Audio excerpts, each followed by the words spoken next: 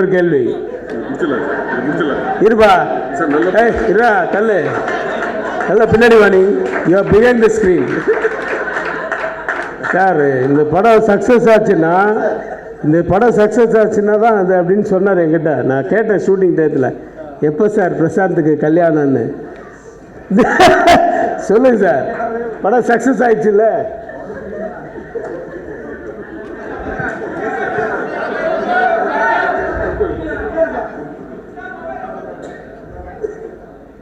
எனக்கு ரொம்ப மன வருத்தமான ஒரு விஷயம் என்னன்னா, பிரசாந்துடைய திருமண வாழ்க்கை தான்.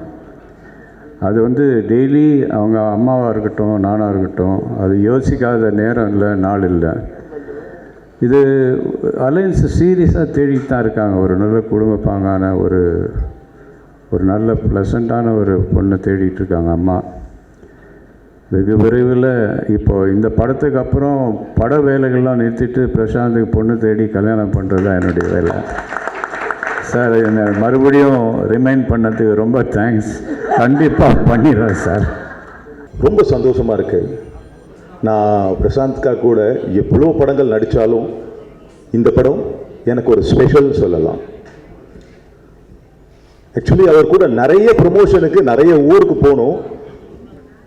ஏதோ ஒரு சந்தேகம், என்னதான் நம்ம குழந்தையா இருந்தாலும் ஏதோ ஒரு சந்தேகத்தோடு தான் டிராவல் பண்ணுவோம். ஒரு கான்ஃபிடென்ஸ் இருந்தது. என்ன எப்பவுமே தியாகராஜ் அண்ணா மேலே ஒரு ஸ்ட்ராங் கான்ஃபிடென்ஸ் இருக்கும். ஆனால் இருந்தாலும் நம்ம படம் பார்த்தா, ஏன்னா நான் ப்ரொமோஷன் போகிற வரைக்கும் இந்த படம் பார்க்கவே இல்லை.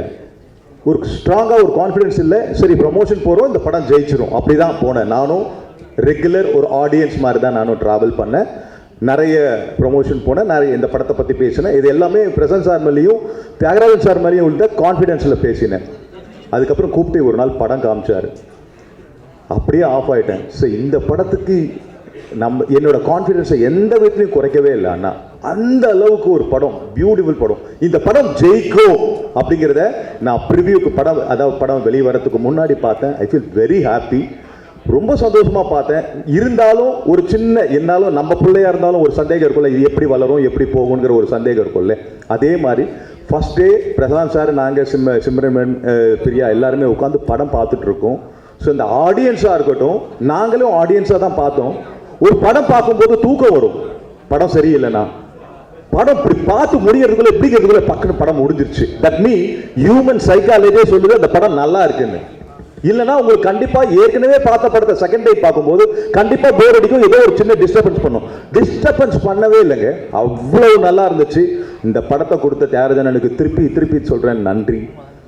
இந்த படத்தில் அதுதான் தியாகராஜன் மேலே ஒரே ஒரு அண்ணன் ஒரே ஒரு சந்தோஷம் என்னன்னு கேட்டிங்கன்னா, பிரசாந்த் சாரோட பையன், எல்லாரும் பையன் சொல்லிட்டு இருக்கீங்க. ஆனா அந்த பையனா இருந்தாலும் அந்த படத்துல அவருக்கு இம்பார்ட்டன்ஸ் கொடுக்கல. சிம்ரன் மேனுக்கு எவ்வளவு பெஸ்டான இம்பார்ட்டன்ஸ் கொடுக்கணுமோ அந்த இம்பார்ட்டன்ஸ் கொடுத்திருக்காரு. மற்ற ஆர்டிஸ்ட் என்ன இம்பார்ட்டன்ஸ் கொடுக்கணுமோ அதை கொடுத்திருக்காரு. பிரசாந்த் சாருக்கு அந்த கேரக்டர் என்னவோ அதை தான் பண்ணியிருக்காரு. மீறி ஒரு அப்படி கூட போல.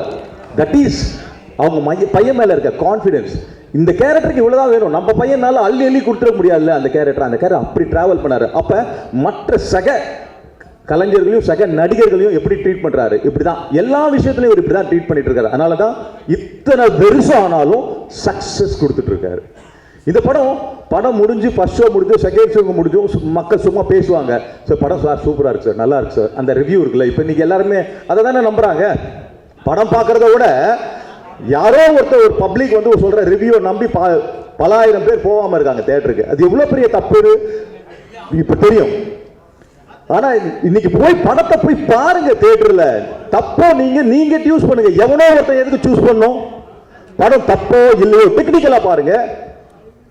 அப்ப பார்க்கும்போது தானே புரியும். பாதி பேர் யாரோ சொல்ற ரிவ்யூ வச்சுட்டு படம் போவாதீங்க. ஒவ்வொரு படமும் பல ரத்தத்தை சிந்தி தாங்க படத்தை எடுக்கிறாங்க. காசுவா இருக்கட்டும், உழைப்பா இருக்கட்டும், எல்லா விஷயமும் யாரோ சொல்ற ஒரு ரிவ்யூ வச்சுட்டு தயவு செய்து மக்களுக்கு, பொதுமக்களுக்கு சொல்றேன், போகாம இருந்துடாதீங்க. போய் பாருங்க. அதை நீங்க ரிவ்யூ படத்தை பார்த்து எக்ஸ்பீரியன்ஸ் பண்ணுங்க.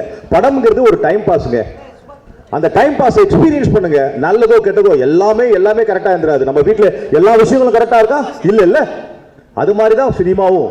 சில விஷயங்கள் இப்படி இருக்கலாம், அப்படி இருக்கலாம். அதை மீறி இத்தனை வருடங்கள் இந்த படம் ஷூட்டிங் எடுத்துட்டு இந்த படத்தை அப்படி இப்படி என்னவோ அப்படி பின்னாடி பேசுறது முன்னாடி பேசுறது எல்லா விஷயத்தையும் தாங்கிட்டு ஒரு ஜெயிச்சாரு பாருங்க. அதுதான் again again again again again again again again again பண்ணிருந்தா ஜி போயிடும், கெயின் ஆயிடும். அதுதான் இந்த படத்தோட கெயின். அத நானும் சந்தோஷமா அனுபவிச்சுட்டு இருக்கேன், பார்த்த மக்களும் அனுபவிச்சுட்டு இருக்காங்க. எங்க அண்ணா ப்ரொடியூசரா இருந்தாலும் அவரும் அனுப்பிச்சுட்டு இருக்காரு, பிரசாந்த் சாரும் அனுப்பிச்சுட்டு இருக்காரு. திஸ் மூவ், இதுதான் சொல்றேன். இந்த படத்து மூலியமா சொல்லியிருந்தா எல்லாருமே அகெயின் அகெயின் அகெயின் எந்த விஷயமா தான் ட்ரை பண்ணா கண்டிப்பா கெயின் ஆகுங்க. இந்த கெயின் தாங்க இந்த அந்தகன் மூவி, இந்த பிரசாந்த் சாரோட team. Thank you for all, thank you very much.